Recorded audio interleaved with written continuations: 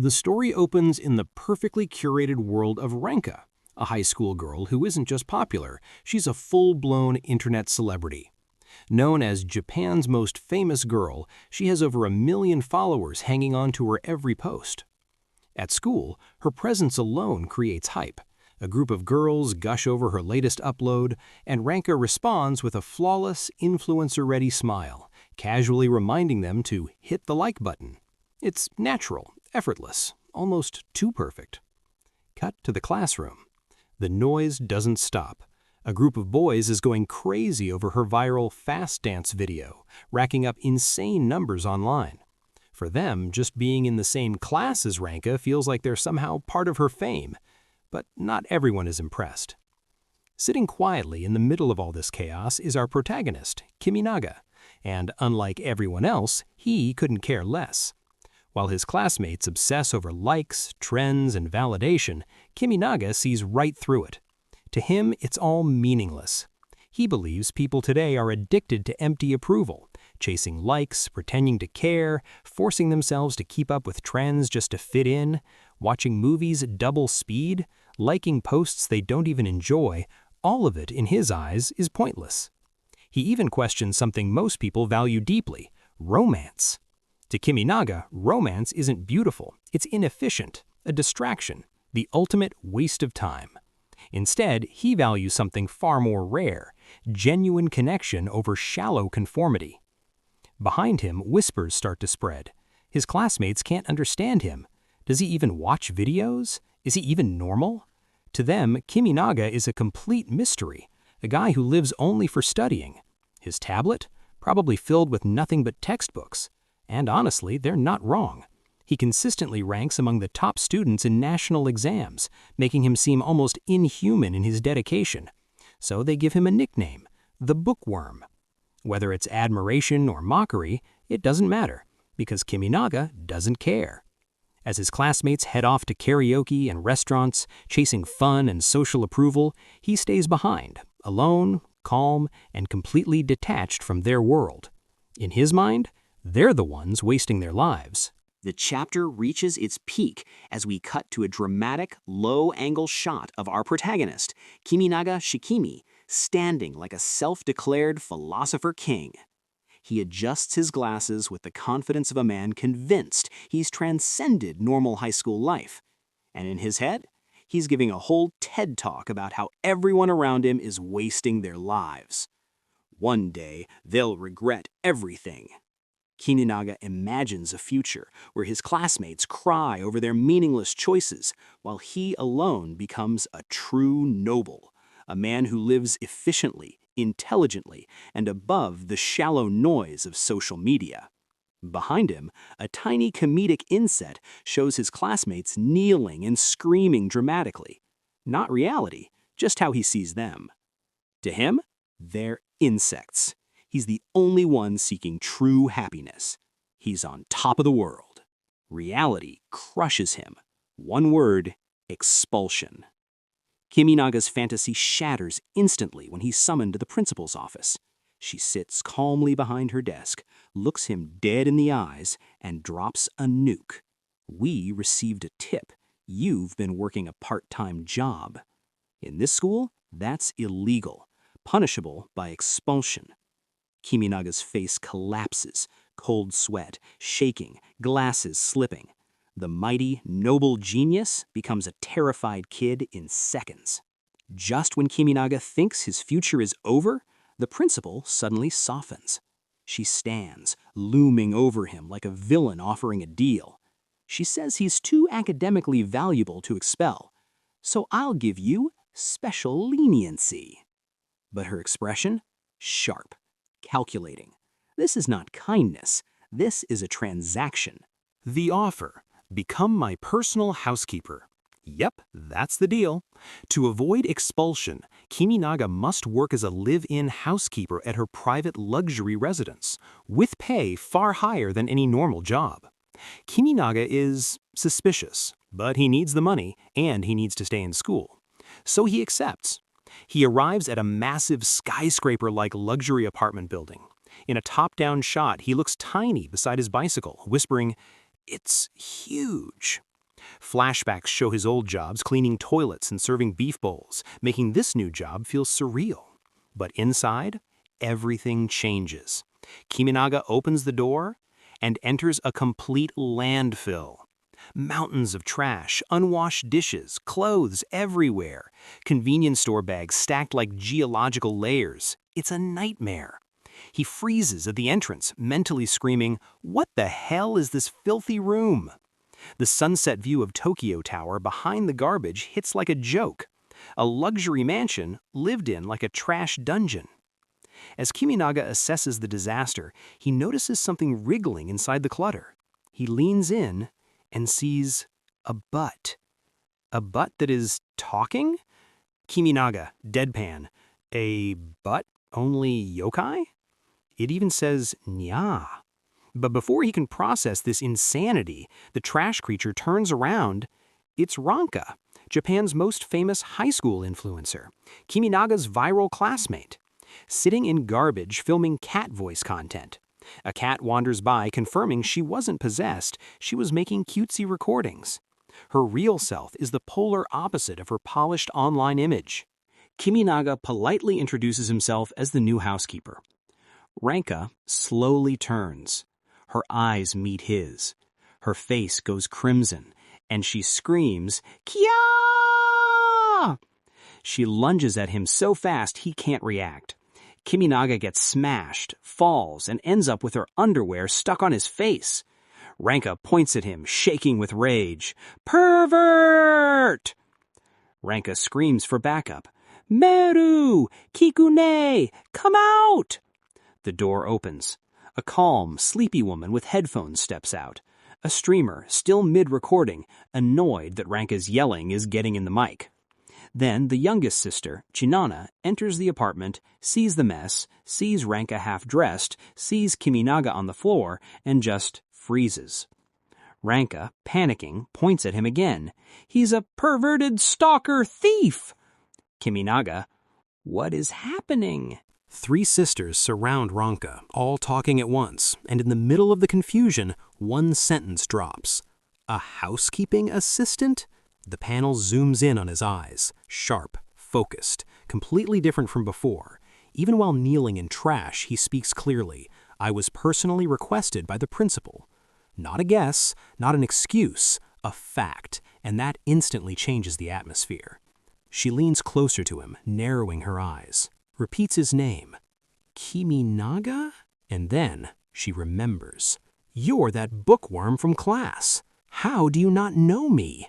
Her pride takes a direct hit. She declares it loudly. "I'm Japan's most popular high school girl." And yet, this guy doesn't even recognize her.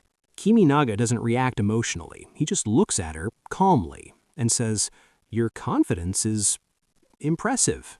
Not praise, not admiration, just observation, and that makes her even angrier. In a small thought panel, the sisters start analyzing the situation.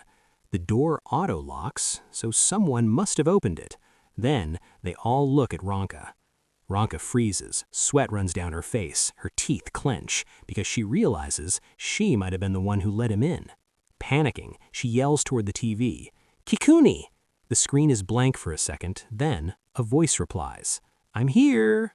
Suddenly, a VTuber avatar pops onto the screen, bright, cheerful, completely out of place.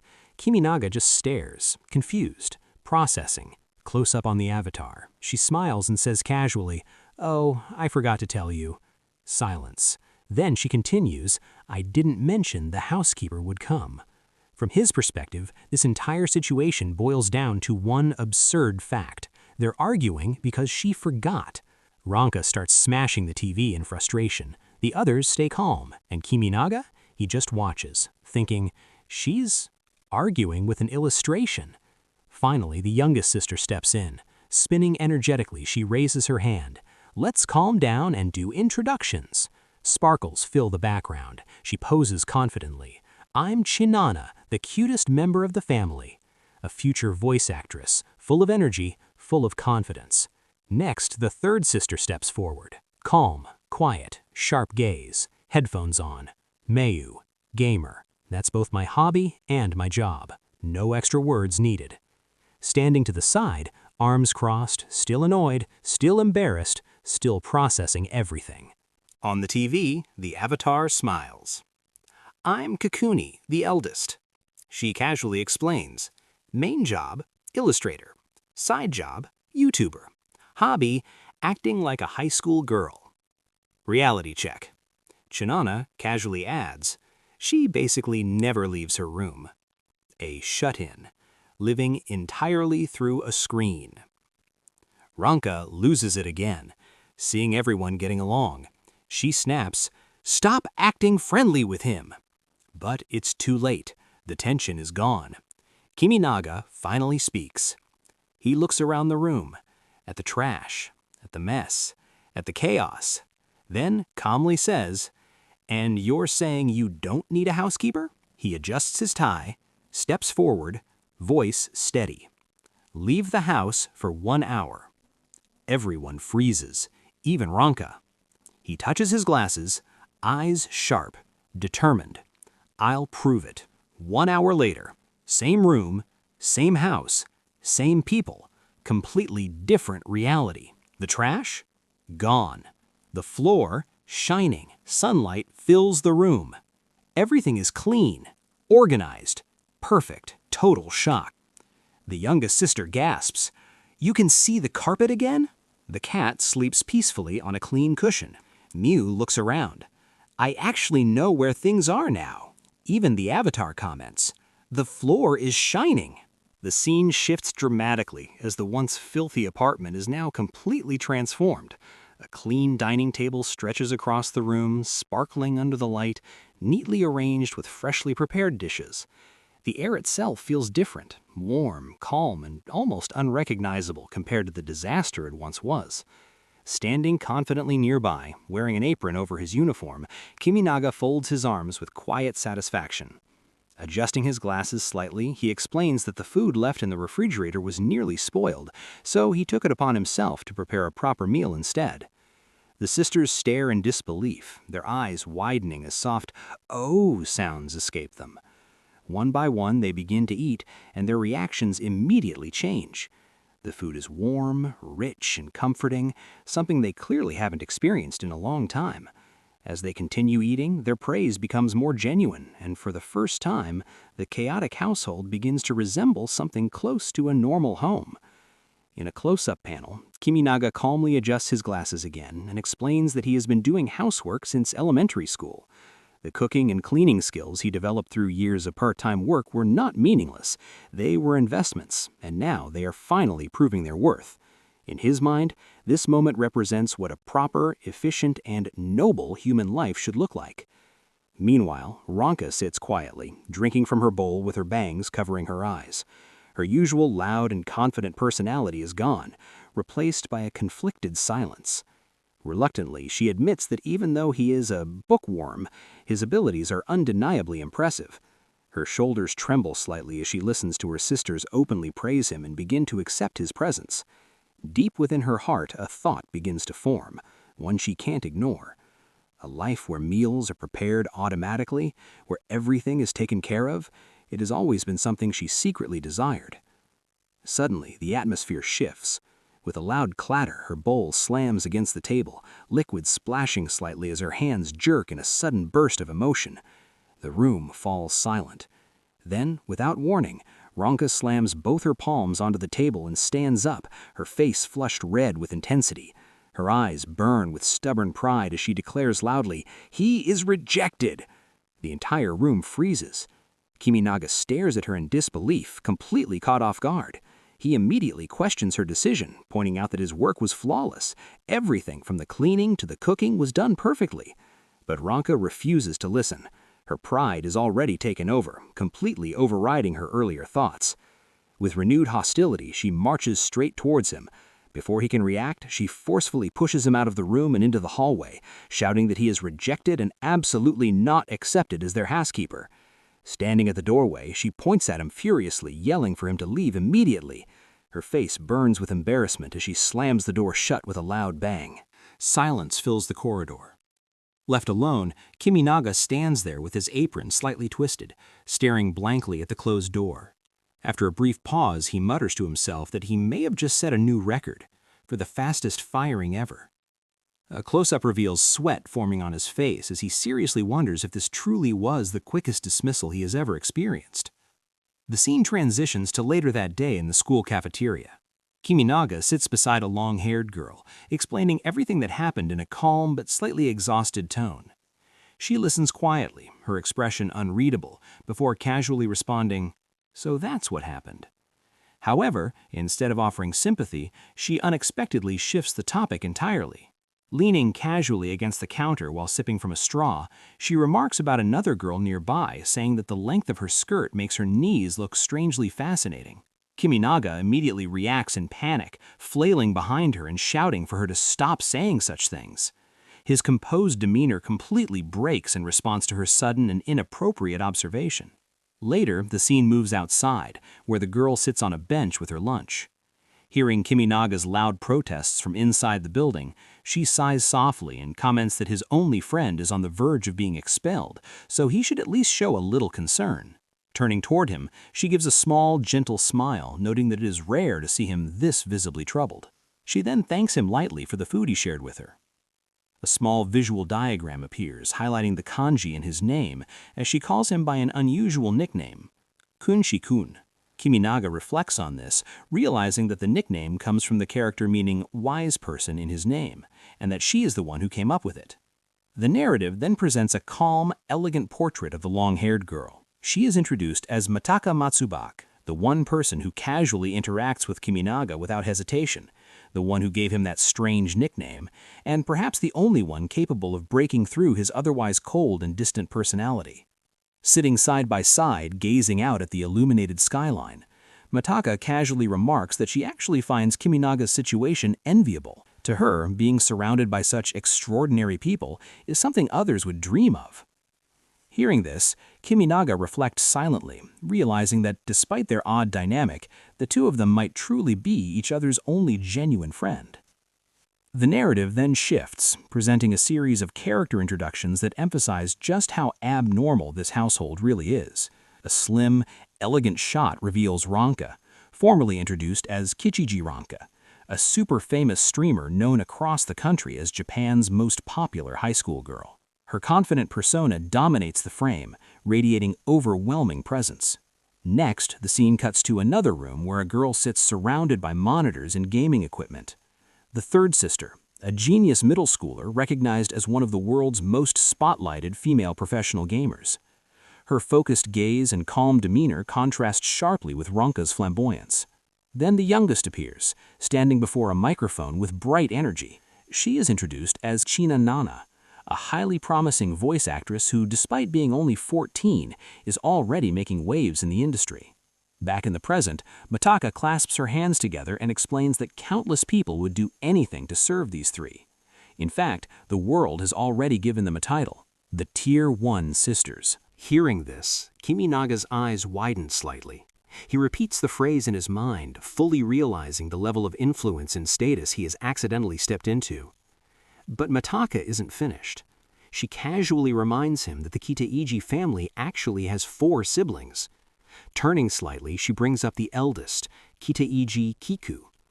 As her image appears, Mataka explains that although Kiku never attends school, she earns a massive income as both a VTuber and a professional illustrator.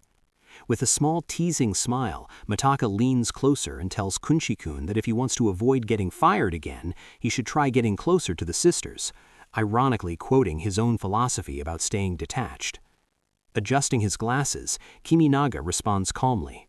A true gentleman, he says, does not simply conform, but cooperates when necessary. And with that, he resolves to do his best. Suddenly, the tone shifts into a comedic imagination. In Mataka's fantasy, Kiminaga is dressed in a sailor uniform, crawling awkwardly as she laughs and claims she would hire him like that if he ever became desperate. Internally, Kiminaga sighs, thinking she always takes things too far. The next day, back in the classroom, Mataka cheerfully greets Ranka, while Kiminaga watches from a distance. He realizes that for his job to continue, his biggest obstacle is clear: Ranka's hostility. Determined, he decides he must somehow reduce her wariness. A wide shot shows him formally approaching the three sisters at their desks. His posture is stiff, his expression controlled, as he attempts to initiate a conversation. But Ranka immediately reacts. Her face darkens and she clicks her tongue in irritation, clearly annoyed that he dared to approach again. Raising his hand with a forced polite smile, Kiminaga internally admits that their lifestyles are complete opposites. Closing that gap feels nearly impossible. Even so, he tries to speak, prompting someone nearby to ask if he needed something from Ranka. The scene cuts to an exterior view of the towering apartment building as Kiminaga narrates to himself that no matter how difficult it may be, he cannot afford to give up this job. Later, standing in front of the apartment door, he wonders if Ranka is out, unaware that someone inside is already rushing toward the entrance. The door suddenly swings open, and there stands China Nana, beaming with energy. She greets him enthusiastically, welcoming him back and immediately calling him Big Brother in an overly dramatic, theatrical tone. Moments later, the two sit facing each other on the sofa. Folding her arms with a serious expression, China Nana declares that any girl who casually calls a stranger Oni-chan must be hiding deep emotional darkness, offering to listen to her problems. Kiminaga quickly protests, telling her not to treat herself like some tragic character. She bursts into a grin and waves it off, explaining that it's just acting practice. Repeating that it's all part of her training, she continues playing the role effortlessly, while Kiminaga listens with visible skepticism. Then, leaning in closer with sparkling eyes, she asks him directly, "When I call you Oni-chan, does your heart race?" A small note reintroduces her as the youngest sister and a professional voice actress, emphasizing how natural her performance is. After a brief pause, she taps her chin thoughtfully and suggests that maybe she should call him Senpai instead, just to be safe. Kiminaga responds flatly that being called Oni-chan doesn't excite him, it just scares him. Without missing a beat, she switches instantly. In a sing-song voice, she calls out, "Senpai!" And in the corner, Kiminaga is left sweating, realizing just how quickly she adapts her persona.